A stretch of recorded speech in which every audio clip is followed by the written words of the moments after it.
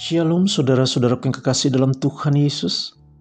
Kiranya damai sejahtera dan sukacita Tuhan Yesus senantiasa menjadi bagian dalam hidup dan kehidupan saudara sekalian. Saat ini kita kembali berjumpa dengan saya Pendeta Rudolf Manhutu yang akan menyampaikan kebenaran firman Tuhan yang didasarkan pada Amos pasal 8 ayat 1 hingga ayatnya yang ketiga. Perenungan firman Tuhan ini diberi judul Bakul Buah.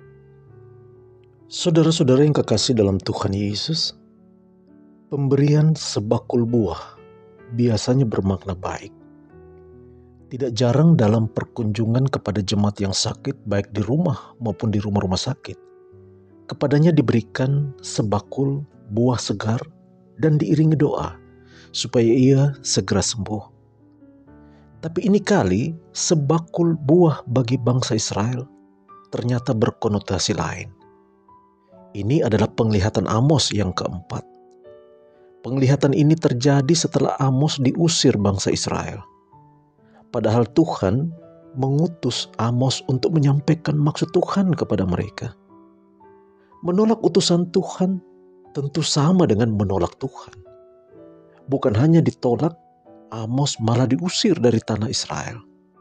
Dalam Alkitab versi bahasa Inggris, kata-kata sebakul buah musim kemarau itu diterjemahkan dengan kata-kata a basket of ripe fruits atau sebakul buah matang. Buah yang matang di pohon berarti sudah waktunya untuk segera dipetik atau dipanen. Tidak boleh ditunda-tunda lagi agar tidak membusuk di atas pohon. Inilah gambaran dosa Israel. Dosanya sudah matang. Dan kalau sudah matang akan segera melahirkan maut. Seperti yang dikatakan Yakobus dalam Yakobus pasal 1 ayatnya yang ke-15. Dan apabila keinginan itu telah dibuahi, ia melahirkan dosa. Dan apabila dosa itu sudah matang, ia melahirkan maut.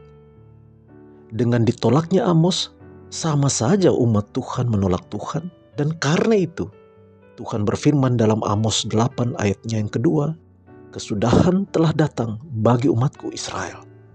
Aku tidak akan memaafkannya lagi.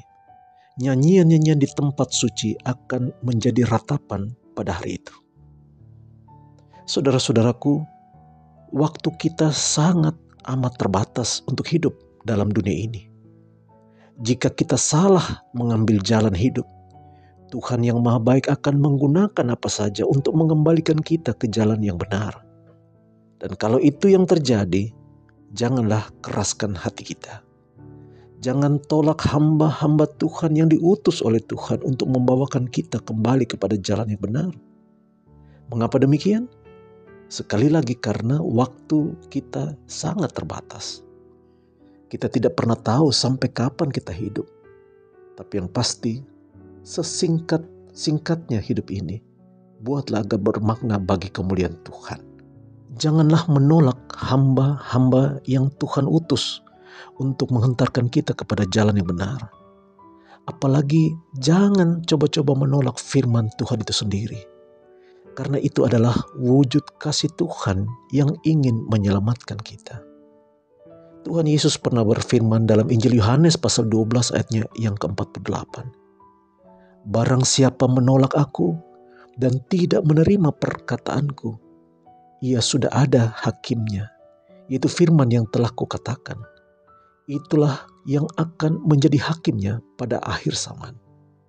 Saudara-saudaraku dalam Tuhan Yesus, kiranya firman Tuhan yang kita dengarkan pada saat ini dapat menguatkan kita untuk menjalani kehidupan ini dan siap membiarkan Tuhan berkarya dan berfirman menuntun kita hidup benar dari hari lepas hari sampai Tuhan Yesus datang kembali.